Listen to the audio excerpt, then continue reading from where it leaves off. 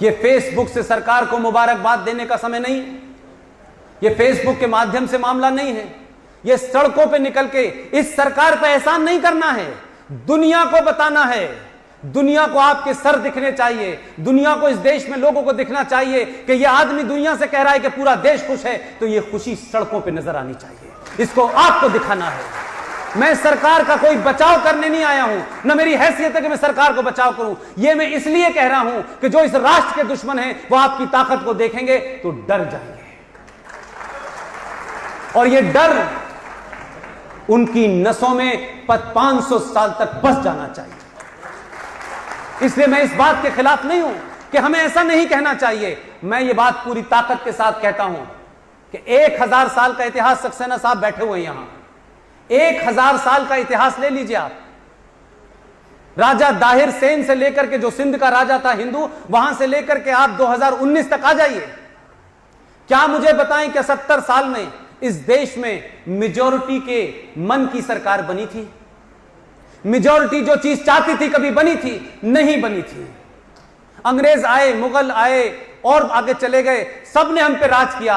1000 साल के बाद भारत के इतिहास में जब भी मैं समझता हूं कि इतिहास लिखा जाएगा, उसमें किसके फेवर में जाएगा, नहीं जाएगा, बहुत हार्श लैंग्वेज में अगर लिखा जाएगा, तो भारत के अंदर 1000 साल के बाद कोई पहला हिंदू राजा आया है जिसने भारत की धरती पर इस्लामिक राज को कुचल दिया है।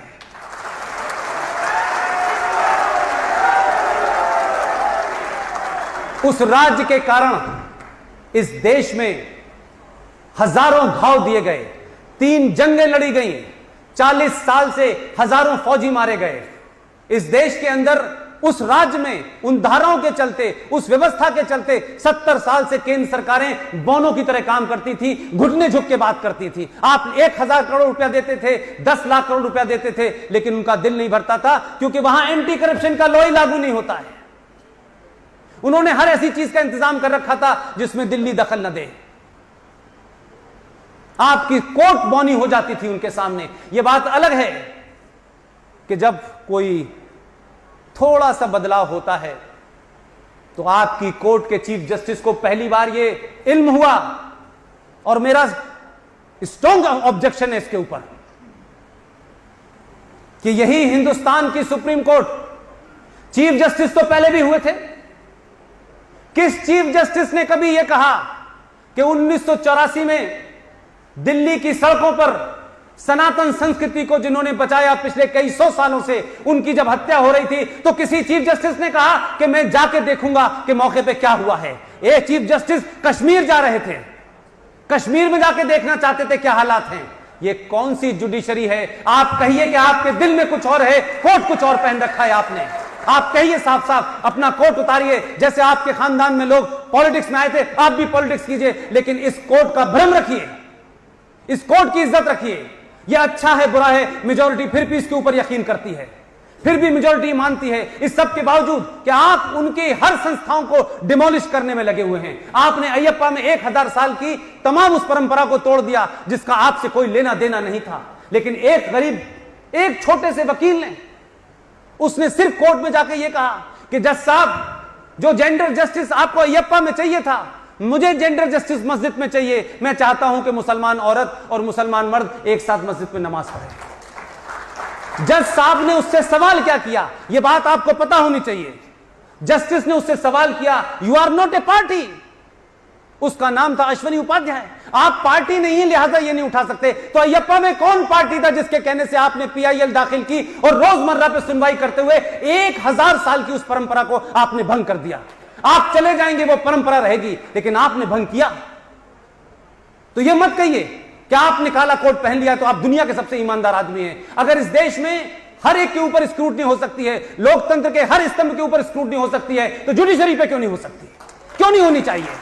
क्यों नहीं हम सवाल पूछ सकते हैं?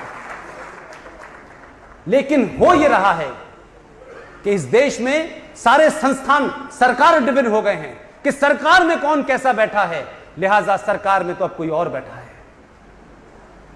इसलिए डे टू डे सुनवाई हो रही है। जल्दी करो, रिटायरमेंट पास आ रहा है और मुश्किल ना बढ़ जाए। मैं कहता हूं कि अगर राजनीति का यही नियम है यही नियम है राजनीति का।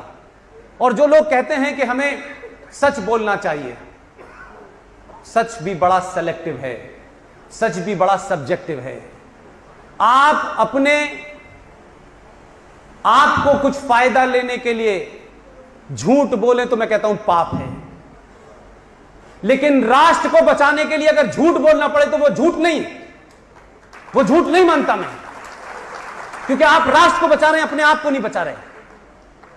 लिहाजा क्या सही है क्या सही नहीं है, इस गफलत में पड़ेंगे तो फिर आप कुछ नहीं कर पाएंगे।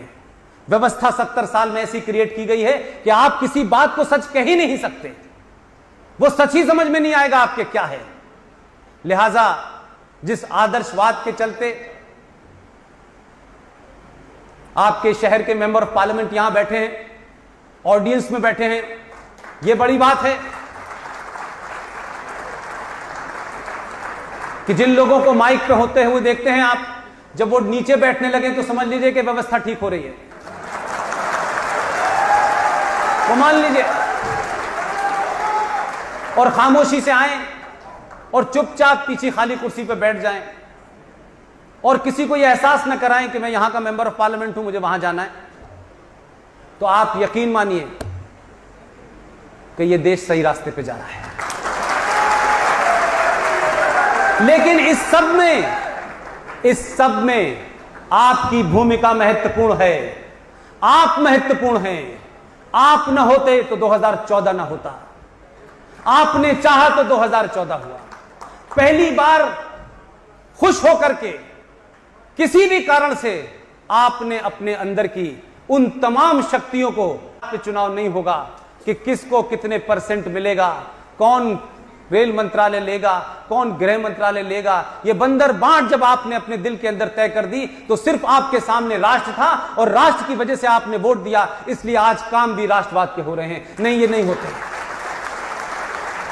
लिहाजा आपकी जिम्मेदारी ज्यादा है। कहां से चीजें जा रही थी, कहां से आ रही थी। ये जो इस देश में लोकतंत्र के बहुत सारे संस्थान बने हुए हैं, उन संस्थानों में कैसे लोग बैठे हुए। मैं सरे मंजर कहता हूं कि वो गद्दार हैं, उनको, उस कौम को बाहर से निकालना चाहिए। वो बेनकाब कीजिए, चाहे उनका पद इतना बड़ा हो कि वो एयर मार्शल भी रहे हो, तब भी वो हमारे नहीं है। अगर आप एयर मार्शल हैं तो यह आपको इस बात की इजाजत नहीं देता कि आप राष्ट्र के खिलाफ कोई काम करें और हम आपकी इज्जत करें। नो, आप चौराहों पे घेरिए ऐसे लोगों को कि जो संकट हैं।